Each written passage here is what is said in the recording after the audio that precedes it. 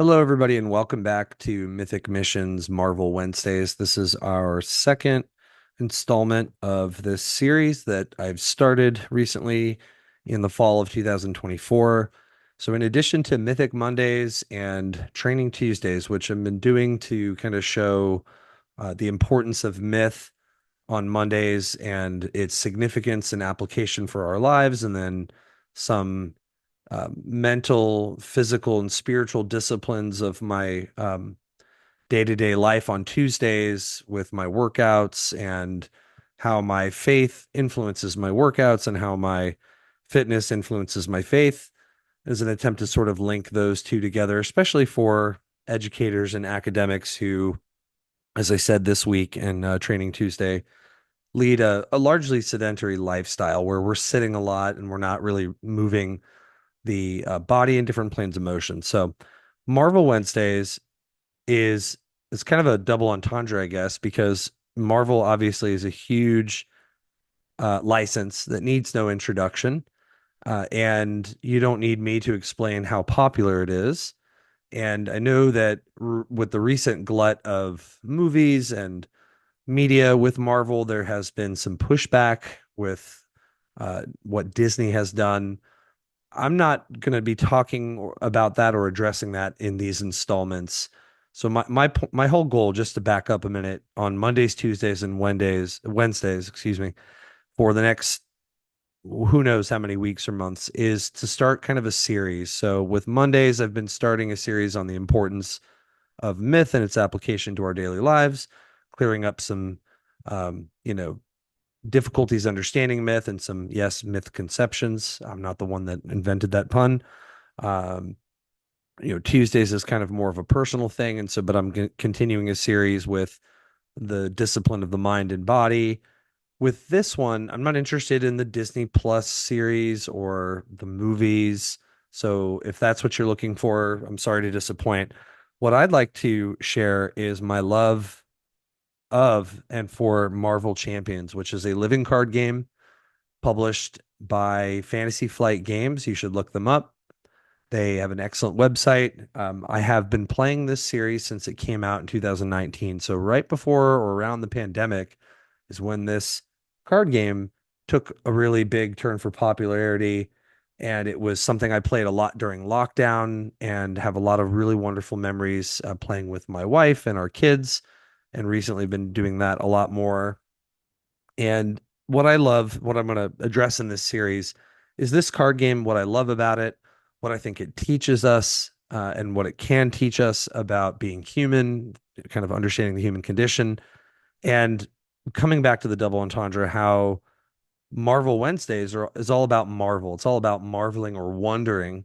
And I've been recently reading an excellent book that has really opened my eyes to a lot of things at this stage in my life called Christian Philosophy as a Way of Life, An Invitation to Wonder by Ross Inman.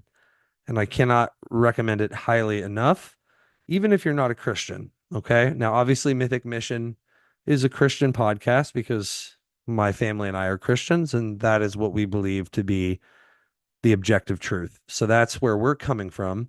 And so it is, it has the book has obviously a Christian dimension to it. However, I think that should not deter anybody from learning from it whatsoever.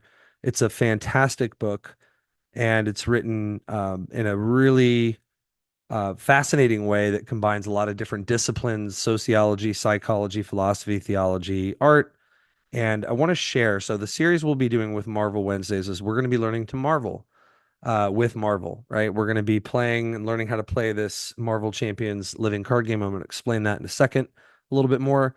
And I'm going to be reading some things from Inman's book and sharing some insights and kind of sharing how much I love this game and what it's doing for me in my personal life. Now, I'll address each of these things in turn in this first installment. Last week, the very first Marvel Wednesdays was really just a way of introducing you to what this was and kind of a sneak peek of things to come.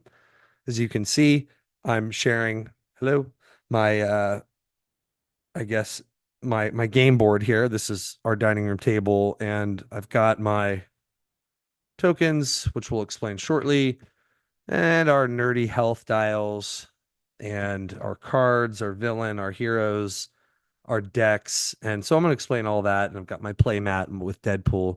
We've recently seen the movie Deadpool and Wolverine, enjoyed it well enough. And they're really actually a good complementary team in this card game. So we'll get into that. What I want to start with first and foremost before we get into the Marvel Champions license, and also just want to say a special thank you to Caleb Grace and the team over at Fantasy Flight.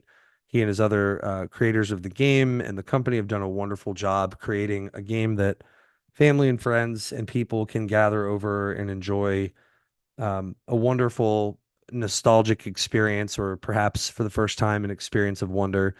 I think that's why we all love Marvel, DC, Harry Potter, Lord of the Rings, etc. And obviously, this podcast has been very focused heavily on Tolkien for quite some time, and it will continue to be. But for now, I'm taking a little bit of a break from Middle Earth and even from Narnia, and we're kind of going into the Marvel universe, and so that's what I'll be doing for an indefinite amount of time. So I hope you'll tune in, you'll subscribe to the YouTube channel.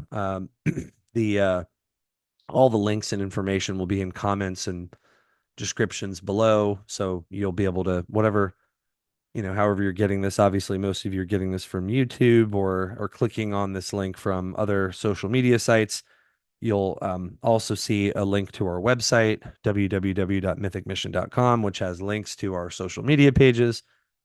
And you can find me on Instagram, and you can find Mythic Mission and myself on Facebook. And so all those links are actually centralized at our website. But make sure, if you are interested, especially in Marvel Wednesdays, maybe not so much Mythic Mondays or Training Tuesdays, which I plan on doing mostly through reels and stories and posts on Facebook and Instagram every week. This one's going to be more YouTube exclusive. And our mainstream podcast is still continuing. I have other updates on that. So, on our website, you can subscribe to a blog, which I occasionally update, but really follow me on social media to see what the main branch of the podcast, or I guess the trunk of the podcast, when we do interviews with scholars and authors on topics in the humanities. We have some upcoming interviews this fall, so that's still ongoing for those of you that are interested. And now that I've, kind of gone over a lot of housekeeping stuff, I want to get into Inman's book. And his first chapter is called An Invitation to Wonder, or to Marvel, right? Marvel and wonder kind of synonymous. Wonder is a distinctively human response to reality, one marked by a deep sense of astonishment, admiration, and awe. We stand in wonder before many things above, below, and beyond and within.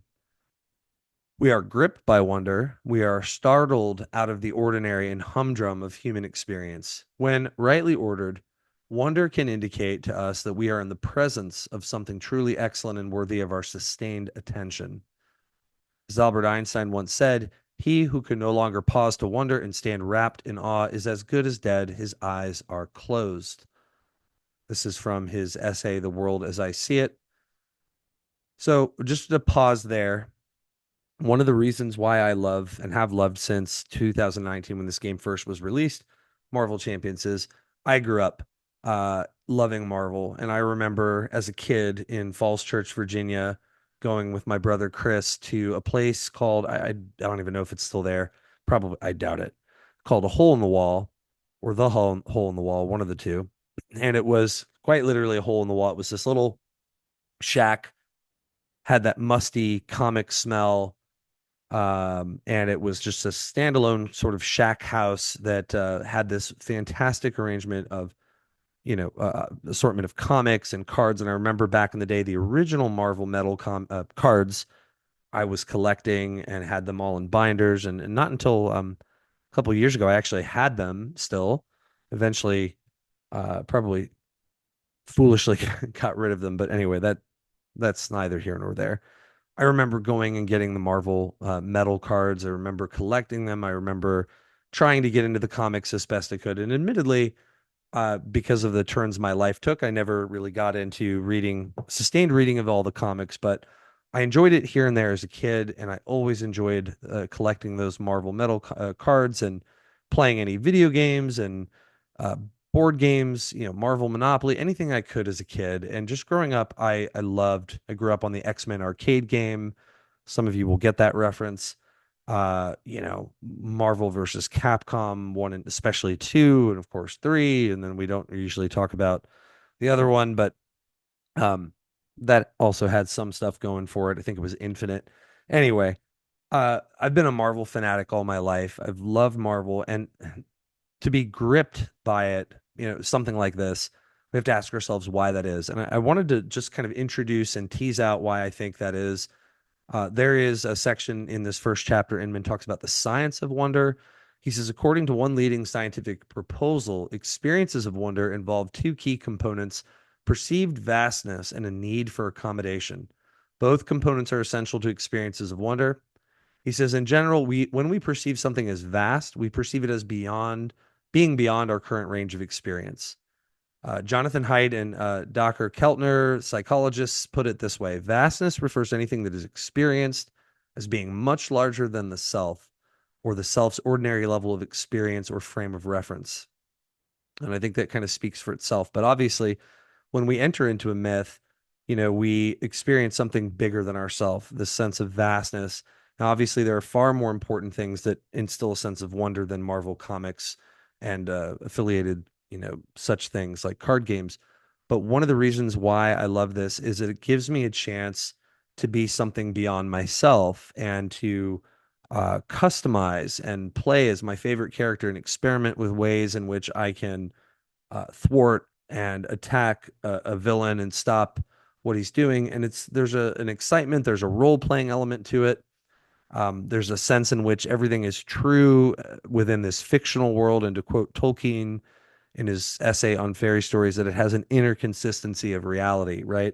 There's a scenario, so there's a context, there's a conflict, there's a beginning, there's a middle, there's an end. Everything is narratively just beautifully done in this game.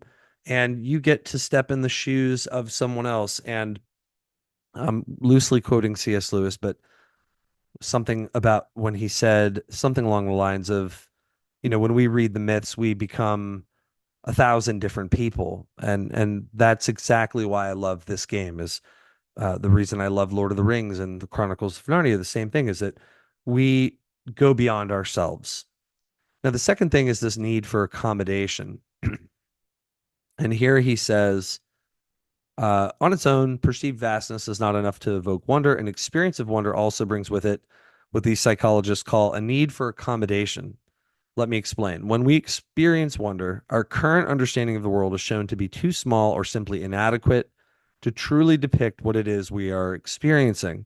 When this occurs, we are summoned to enlarge the narrow confines of our soul, to make room for the new experience, and perhaps even to correct the mistaken way that we once viewed the world.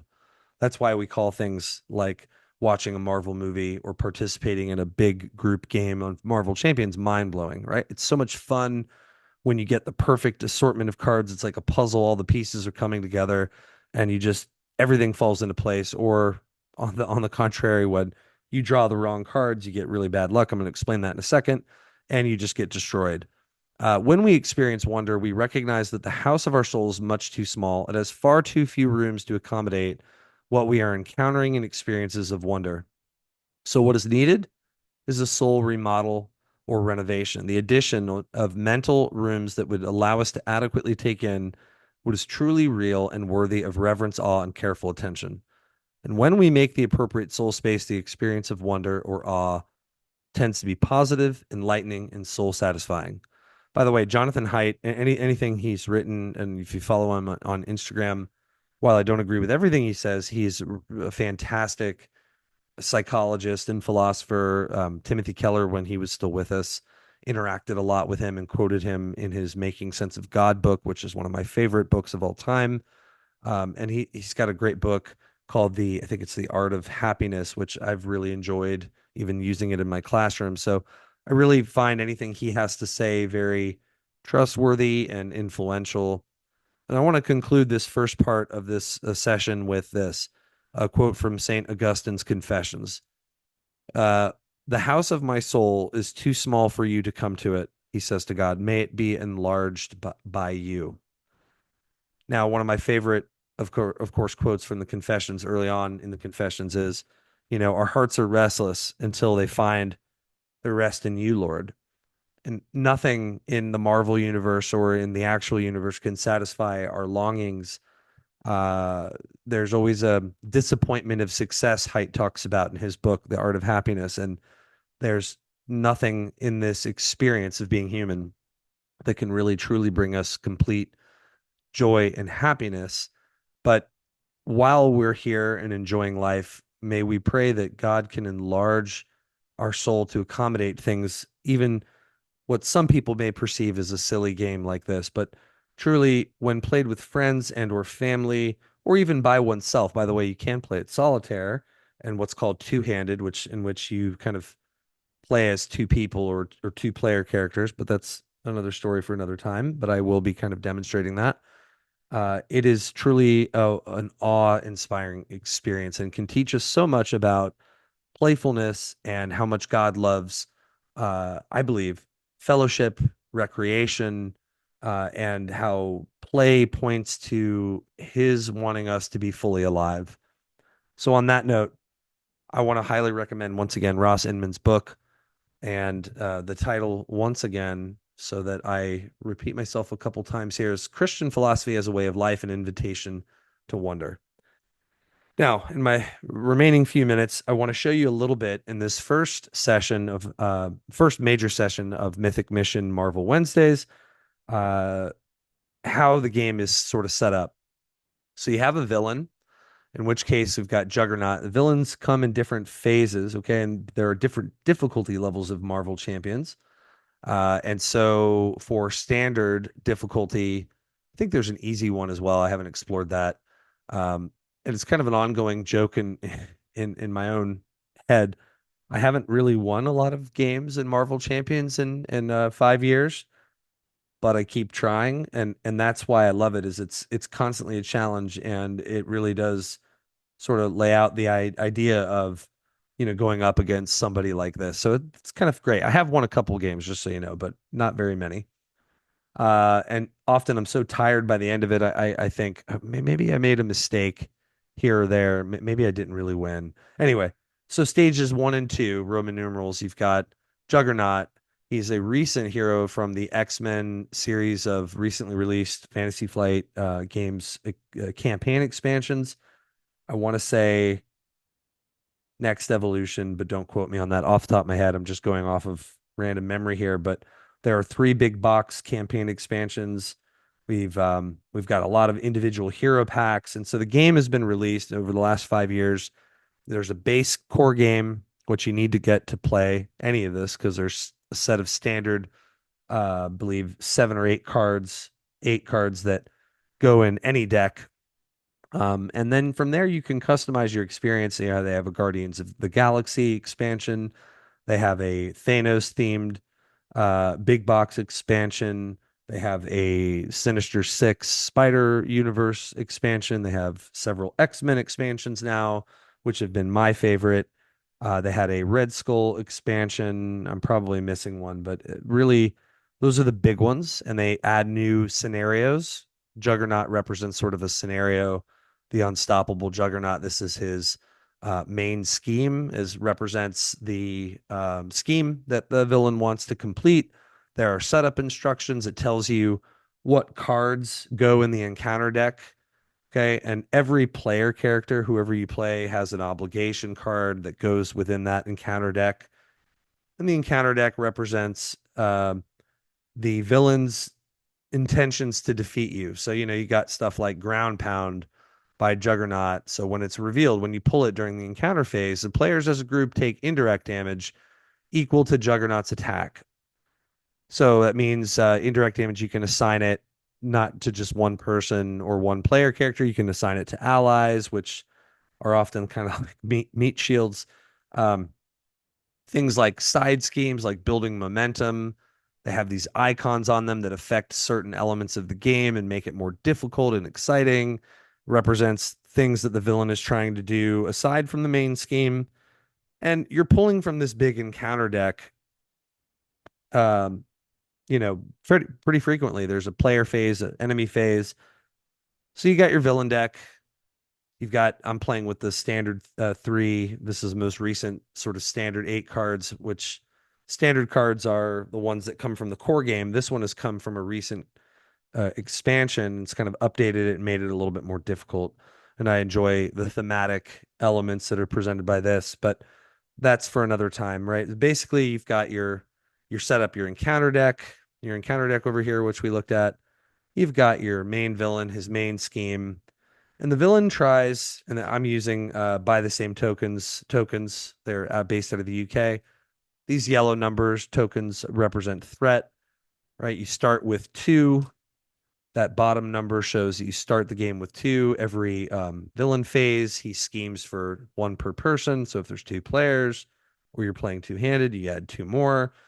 And then up there, you've got your total threshold, and you can scheme out depending on the scenario. Sometimes you don't lose the game. What happens is, in this case, something special happens and he gets more powerful and it starts all over. And so the whole point is to kind of defeat him before he becomes too ridiculously powerful because he's the juggernaut.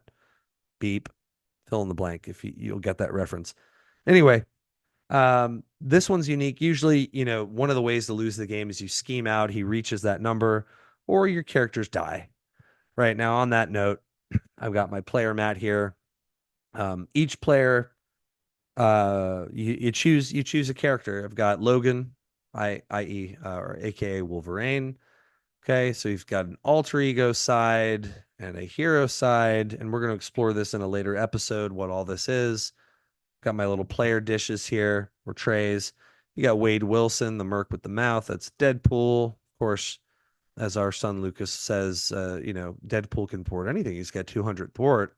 Deadpool loves to break the fourth wall and he loves to be a smartass. So he's got 200 thwart, 200 attack, and 100 defense. If only that would be so glorious. But each hero does something different. And as you can see, those three numbers, the blue, red, and green, represent a hero's ability in this order: blue, red, green. The thwart represents his ability to get rid of those yellow numbers on the main scheme. His attack represents his attack, his damage he does.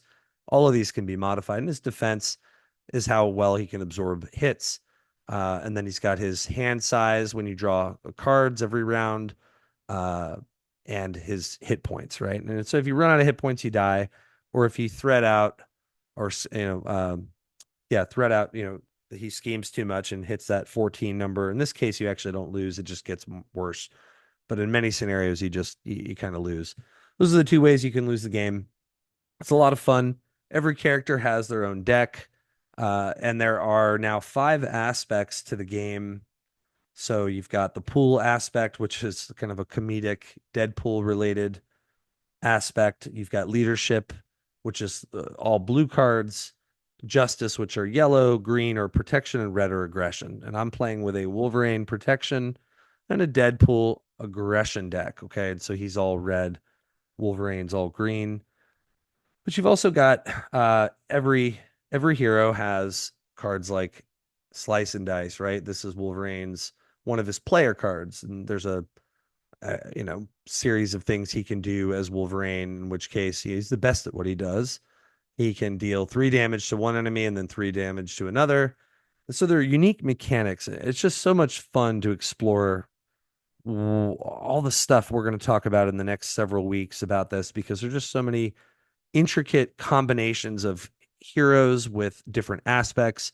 Is Wolverine better in aggression? That would make sense. He's all about giving damage, taking damage, but so is Deadpool. Or because Deadpool has low defense, is he all about protection? There's so many options. And what I love about the game and what keeps me constantly wondering and what's very therapeutic and has been in the last 5 years is to build decks. Okay. And so you can build anywhere from, I think it's 40 to 50 card decks, I believe is the rule. And so you have usually, and I know that this is controversial, but if you want to have thin decks so you can get good draw, you have fewer aspect cards. I like to have full decks just because I get excited by having all of my favorite cards. And so I usually have 35 aspect cards or combination of aspect cards, then the 15, thematic cards based on each hero, and you get a total of 50. And that also includes, by the way, like resource cards. If any of you've played Magic, you know about resource cards. There are the equivalent in this game. And anyway, you then draw, you attack, you try to stop the villain's plans, and then you either win or you lose. And it's a lot of fun. And I think customizing is really what it's all about. And what's really great, and I'll finish with this about a living card game experience, is unlike Pokemon, which is a TCG, the card game, or I guess that's kind of redundant. I meant to say collectible card game, but you'll see that abbreviation, Pokemon TCG, the card game. Well, usually what that means is it's a collectible card game, in which case, people are spending a lot of money, and we play Pokemon cards as well here in the Jahoski house, but um, it's all random. It's all based on pulls, what you rip from the packs, the booster packs. With something like Marvel Champions or the Lord of the Rings living card game, also by Fantasy Flight, which may be making appearance on the future podcast episodes. Um, and I have showcased that a couple years ago. And yes, that's another Fantasy Flight game I've been playing for quite some time. Not as heavily as Marvel Champions, believe it or not. There's a reason behind that. That'll be for another episode. But what's great about living card games is that you know what you're buying. If you buy the Wolverine pack, everyone who buys the Wolverine pack gets the same cards. And so there are usually no benefits to buying multiple packs of the same hero, let's say. But one advantage would be if you want to build multiple decks, in different aspects. Let's say you want to build Wolverine in aggression and protection.